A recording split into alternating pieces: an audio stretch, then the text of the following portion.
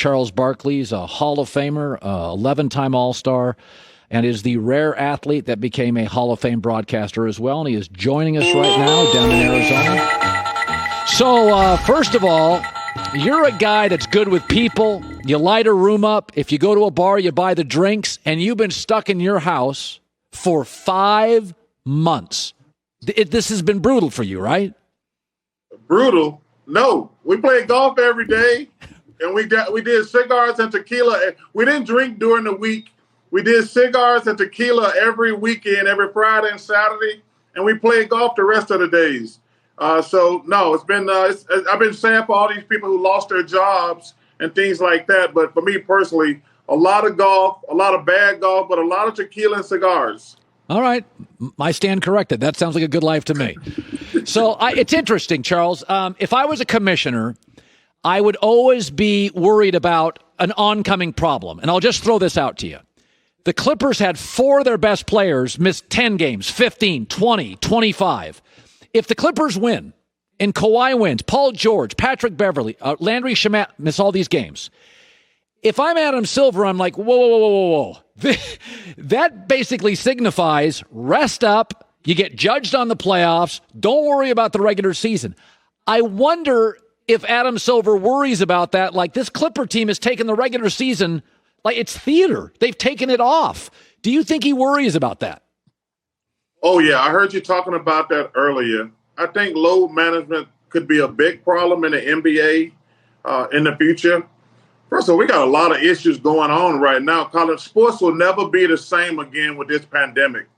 You know, we got to worry about the fans because all these fans, they all lost their jobs. They're never going to get their job back. So I think we got to start kind of being a lot nicer to the fans going forward. Would you struggle? You were always somebody that you were a showman. Would it be harder for you to play with nobody in the arena? No question it's going to be hard. That's why I think the coaching and the leadership is going to be really important. You got to have a great leader because, you know, it's going to be weird for these guys too, Colin, because if you looked at this schedule, some of these guys are going to be playing at 2 o'clock or 12 o'clock during the day. So, you know, these guys all played their games at 7:30 at night. And now, unless they got a coach who can get them going or a great leader, it's going to be some very interesting times the next couple months. You know, it's interesting. Giannis is a great player. Chris Middleton's a good player, but he's not a special player. And I've been in my life, I've moved around for jobs and money. I got no problem with it. Okay, you moved around. If Giannis goes this year and he's great, but Middleton doesn't deliver, and Giannis is looking at everybody else playing the finals, would you stay in Milwaukee? Would you, knowing that it's not a free agent market, Charles? You can't get, most guys are not going to go to Milwaukee. Would you stay there? Well, listen, I'm biased. I want Giannis to stay in Milwaukee. I think it'd just be great for the league.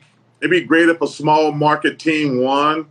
We saw what was devastating when Kevin went to the Warriors, and it ruined a couple franchises and made them irrelevant.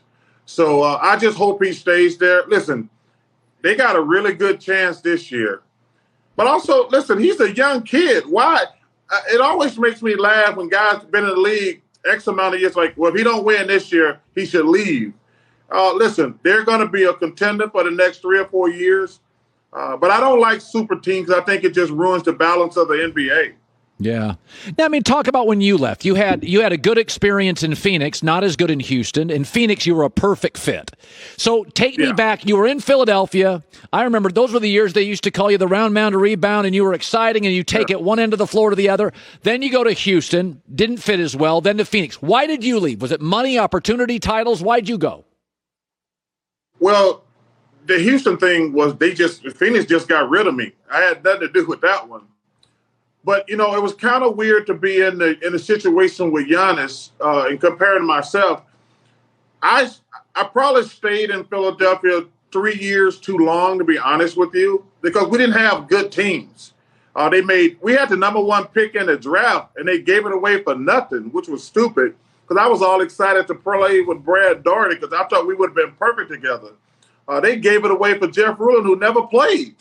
And so they were making bad basketball decisions.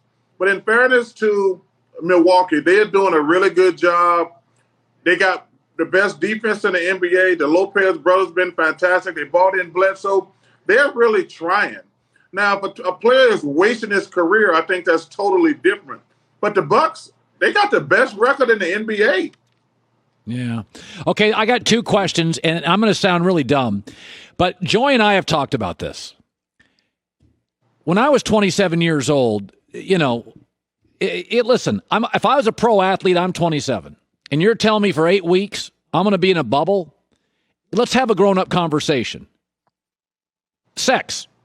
I mean, Charles, these are pro athletes. This is an issue. Somebody's going to mess this up, right? Some player. Oh, some players going to get busted in probably a month in. Some fool is going to try to sneak somebody in. And security is so tight. You really can't sneak anybody in. But somebody's going to get busted, and they're going to be embarrassed. But listen, I guarantee you the good teams are not going to do it. It's going to be somebody on a bad team that got no chance of winning. I don't think it'll be the Bucks, the Lakers, or the Clippers because they're the three favorites. They can win this thing. But I guarantee you on a couple of those bottom feeders, they might try to do something stupid. Yeah. So Lou Williams said he just went to a Magic City for chicken wings. Did you buy that? Yeah, I did. I'm not going to go crazy because I don't think they got dancers in there right now. But, he's going to lose like $150,000. Those some good damn wings. I hope he got to eat the bones and everything. But hey, I tell you what, the first thing I'm going to do when I get to Atlanta is go and get those wings, because those wings got to be really damn good. Yeah, of course. I don't think the Lakers, once Avery Bradley checked out, I thought to myself, listen, it's going to be LeBron, Anthony Davis, and, I don't think Kyle Kuzma's a star player. He's inconsistent. I don't think the Lakers are a championship team in this bubble. I don't. Do you? Well, dude, anytime you got LeBron and Anthony Davis, I mean, they only got to realistically the Clippers and the Bucks are probably the only two teams in this conversation. To me, I've always said this. I love LeBron, everything about him, but it's going to come down to Anthony Davis. Because you think about this, LeBron is going to have his hands full with Paul George and Kawhi offensively and defensively. So at his age, that's a lot to ask to handle those two guys. Nobody in the NBA can match up with Anthony Davis. To me, he's going to be the guy who's going to dictate whether the Lakers win the championship or not. That's just my personal opinion. Like I say, LeBron's an older guy. He's going to have to play defense. He ain't going to get no nights off if they play the Clippers. They got a two-headed monster that can guard him. But nobody on the Clippers teams can handle Anthony Davis.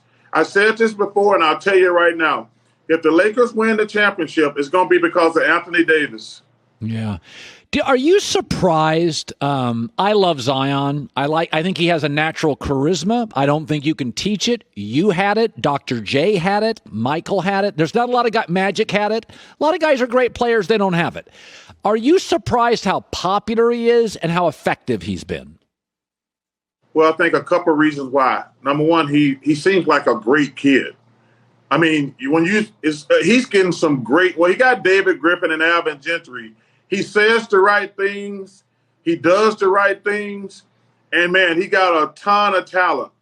I've been really impressed by how mature he is. He don't make mistakes with the media. He understands that's part of the job. Like, every time you interview him, he's got a smile on his face. Colin, a lot of these guys don't realize we're in business with you guys. We are in business with you guys. And y'all job, I mean, clearly, if you don't play great, we have to say bad things about you. But we really want you to be successful, because if everybody's successful, everybody makes a lot of money.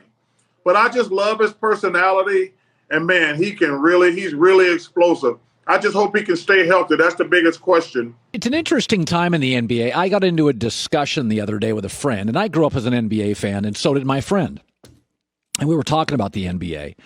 And I said, I 99% of the guys I've ever covered in the league, no bad guys, good guys. I mean, I can't even think of a guy off the top of my head. I think baseball and football got some guys that may not be the greatest guys. I can't think of there's some quirky guys, but it's an interesting time for the NBA. LeBron tends to be more politically active, whereas Patrick Mahomes isn't, whereas Russell Wilson isn't. And we got into a discussion with a friend. I said, it'll be interesting to see, because the NBA has kind of really embraced a lot of social things. And in your generation, I don't remember that many players being as politically or socially active. Am I wrong, or were you guys? No, I think this is a different time. Obviously, with the internet and things like that, a lot of things have changed. But I will tell you this, Colin, these guys got to be very, very careful not to piss the fans off. You have to think about something. All these people have lost their jobs. They're not going to get their jobs back. You know, they got to worry about what's going to happen with their kids. So these parents out here and these fans, they're under a tremendous amount of stress. I mean, we don't have zero idea when this pandemic is going to end. And if I'm really concerned if we just keep beating them across the head with all the social justice stuff, there's a chance they could turn us off. And that does concern me a little bit. I think we got to be very selective and pick and choose. Because like I say, man, the public is hurting right now. If you don't have sympathy for these people who have lost their jobs and don't have any money, you need to open your eyes as a player who's making millions of dollars. And I think it's going to be a very slippery slope for these players going forward. Download the all-new Fox Sports app now.